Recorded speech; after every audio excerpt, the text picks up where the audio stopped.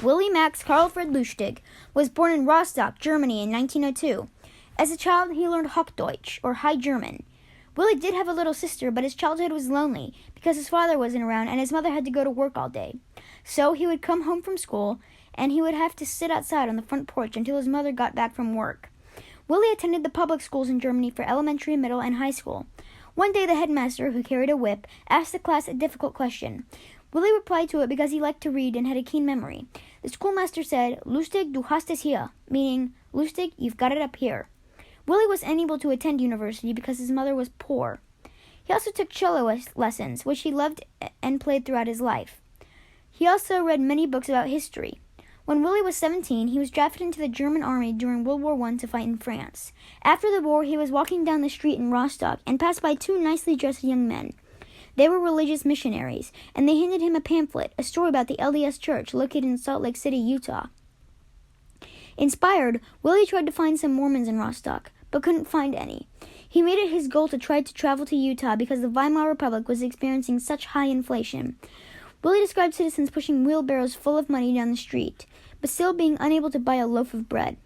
That's one reason why he knew he had to get out of there.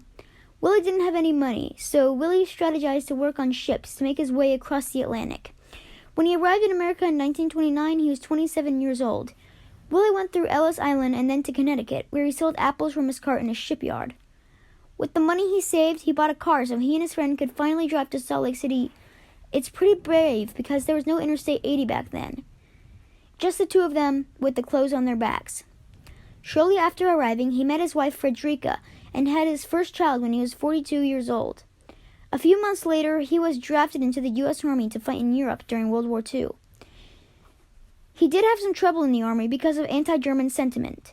Some of his fellow soldiers would make fun of him and make fun of his language and call him names, which made him sad because he loved America. After the war, Willy made many good friends in Salt Lake. Willy loved driving around. He enjoyed taking his children to California or Evanston, Wyoming, or Sacramento. Willy drove his family all over. They went to Disneyland and the beaches. He loved driving. And of course, there was no air conditioning in cars. There were no seat belts. His children would open the windows of the vehicles and put their legs out to cool down.